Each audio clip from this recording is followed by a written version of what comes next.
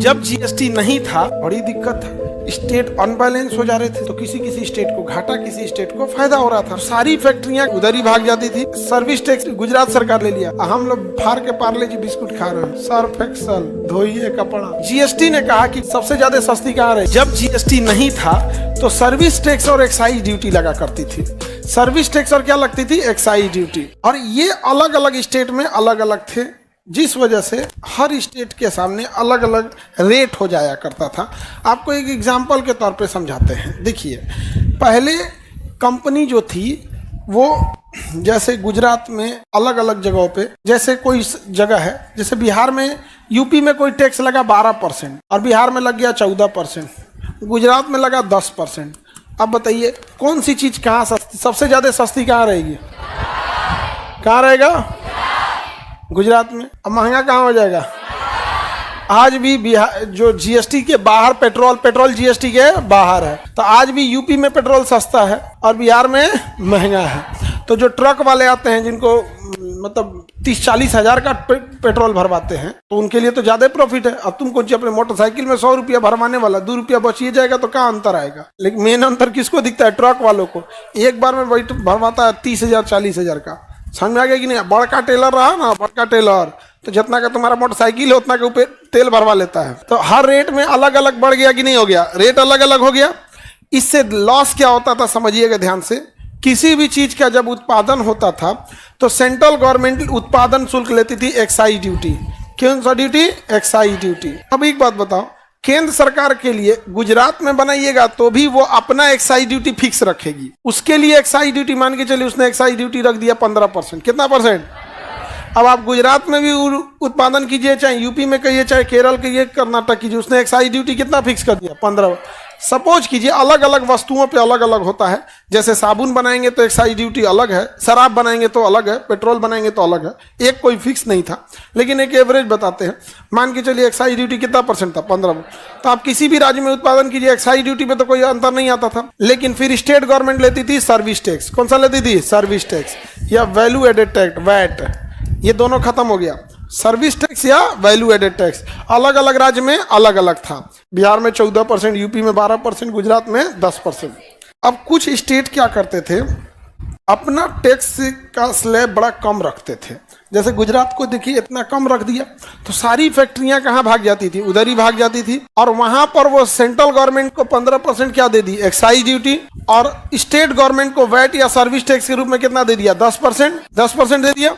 और यहीं पे क्या कर दिया, उत्पादन कर दिया, और बाकी राज्यों में क्या कर दिया, सप्लाई कर दिया। बाकी राज्यों में सप्लाई कर दिया। अब बाकी राज्य टुकुर टुकुर मुंह देख रहा है, जा हम क्या करें। एक्साइज ड्यूटी सेंट्रल गवर्नमेंट ले गया, सर्विस टैक्स या वैट गुजरात सरकार ले लिया, हम लोग फाड़ के पार्ले जी बिस्कुट खा रहे हैं। अब बनल कहाँ है, अब फाड़ पार्ले जी बिस्कुट खाइए, सर्फ एक्सल धोइए कपड़ा। बड़ी दिक्कत है, स्टेट अनबैलेंस हो जा रहे थे सब। जिनके पास पहले से फैक्ट्रीज लगी हुई हैं, उनका इकोसिस्टम बढ़िया है, वहाँ सारी फैक्ट्री भाग रही थी, तो किसी किसी स्टेट को घाटा, किसी स्टेट को फायदा हो रहा था। अब हुआ क्या, जीएसटी आ गया। क्या आ गया, जीएसटी ने कहा कि कोई एक्साइज ड्यूटी नहीं लगेगा, कोई एक्साइज ड्यूटी नहीं लगेगा, एक्साइज ड्यूटी नहीं लगेगा। एक्साइज ड्यूटी की जगह लगेगा सेंट्रल जीएसटी। क्या लगेगा, कोई सर्विस टैक्स या वैल्यू एडेड टैक्स वैट नहीं लगेगा, इसके जगह लगेगा एसजीएसटी।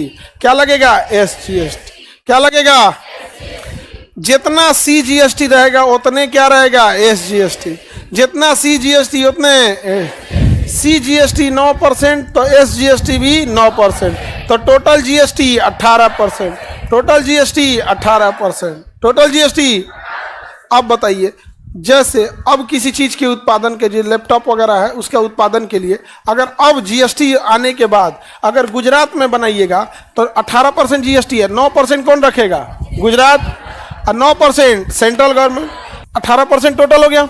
अगर यही कारखाना आप उड़ीसा में लगाएंगे तो 18% यहाँ भी लगेगा, तो 9% उड़ीसा और 9% सेंट्रल। बिहार में लगाएंगे तो 9% सेंट्रल। यूपी में भी 9% सेंट्रल, 9% स्टेट गवर्नमेंट। अब बताओ, अब अंतर आएगा। अब बताइए, अब फैक्ट्रीज कहाँ लगनी चाहिए, जहाँ मन वहाँ लगाइए।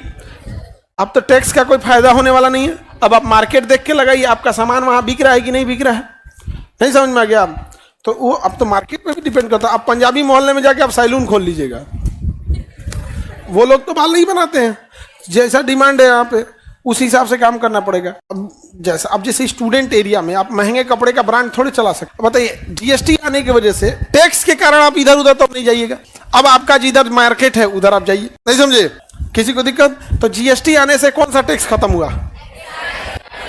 Excise duty. क्या खत्म किया? Excise duty. और क्या खत्म किया? और क्या खत्म किया? वैट। ये बताओ, अब एक्साइज ड्यूटी आपको पढ़ाएंगे हम, वैट पढ़ाएंगे, सर्विस टैक्स पढ़ाएंगे।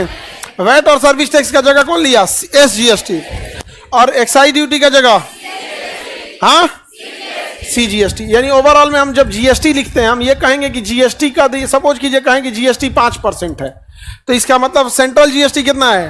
2.5, और स्टेट जीएसटी 2.5%। जैसे रेस्टोरेंट में खाना खाने जाएंगे ना तो 5% क्या है? जीएसटी। रेस्टोरेंट में खाना खाने जाएंगे तो क्या करेंगे? 5% जीएसटी। अब मान के चलिए आप गए रेस्टोरेंट में खाना खाने राजस्थान में, कहाँ गए? राजस्थान में। भर थाली खा लिए, यहाँ जीएसटी कितना परसेंट है?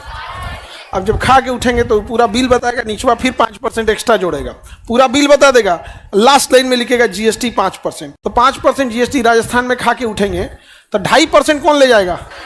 राजस्थान। और 2.5% वही आप अगर उड़ीसा में खा के आएंगे तो यहाँ पे भी 2.5% कौन ले जाएगा? Central government.